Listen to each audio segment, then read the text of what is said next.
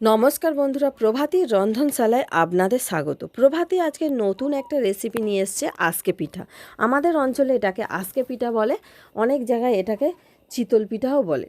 তো পৌষ মাসে আমি পিঠের সিজন, তাই পিঠে করে দেখাচ্ছি। প্রথমে আমি 2 কাপ সিদ্ধ চাল নিয়ে রেখেছি। এখানে আমি 8 থেকে 10 ঘন্টা ভিজিয়ে রাখতে হবে, তাহলে ভালো ব্যাটার তৈরি হবে। তো সিদ্ধ চাল বা আতপ চাল যে কোনো চালই হবে আজকে পিঠের জন্য। আমি সিদ্ধ চাল নিয়েছি। অল্প একটু জল দিয়ে আমি চালটা মিক্সচার গ্রাইন্ডারে ভালো করে পেস্ট করে নেব।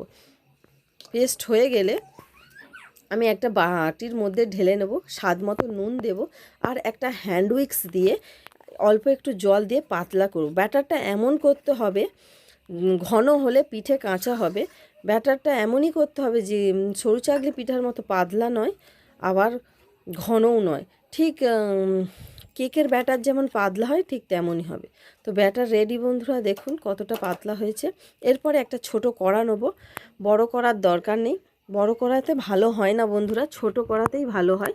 একদম একটা ছোট সাইজের কড়া নিয়েছি। এ থেকে 2 থেকে 3 ফোঁটা সাদা তেল আমি চারিদিকে মাখিয়ে দিয়েছি। সর্ষের তেল দিলেও হবে।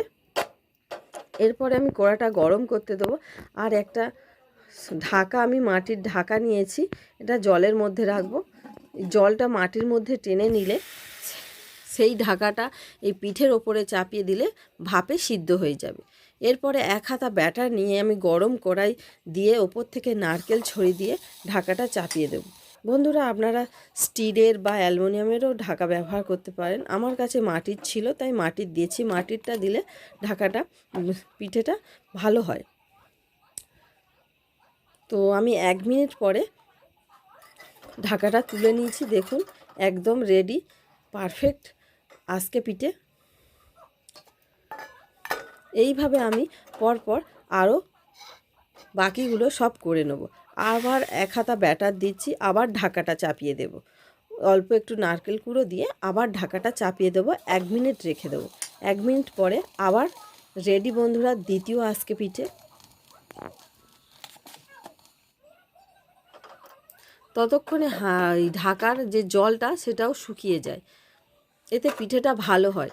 তো যার কাছে মাটির ঢাকা নেই তারা স্টিল বা অ্যালুমিনিয়ামের ঢাকাও ব্যবহার করতে পারে, এতে কোনো অসুবিধা নেই। তো রেডি আমার আজকে পিঠে। আমি এবার প্লেটে সাজিয়ে দিচ্ছি বন্ধুরা। এটা গুড়ের সঙ্গে খেতে দারুণ লাগে। তো নলেন গুড় বা খেজুর গুড় হলে ভালো হয়, তো আমার কাছে নেই, তাই আমি আখের গুড় দিয়েই সার্ভ করেছি।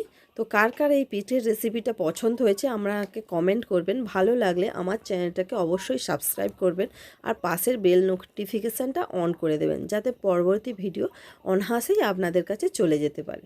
দেখুন পিঠেটা কত জালিদার হয়েছে, কতটা নরম হয়েছে, তুলতুলে। তো কার কার এই আজকে পিঠে খেতে ভালো লাগে আমাকে কমেন্ট করবেন বন্ধুরা।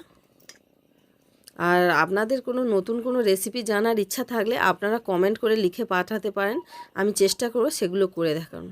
আর ওপর থেকে আমি একটু নারকেল ছড়িয়ে দিলাম যাতে দেখতে সুন্দর লাগে। টাটা।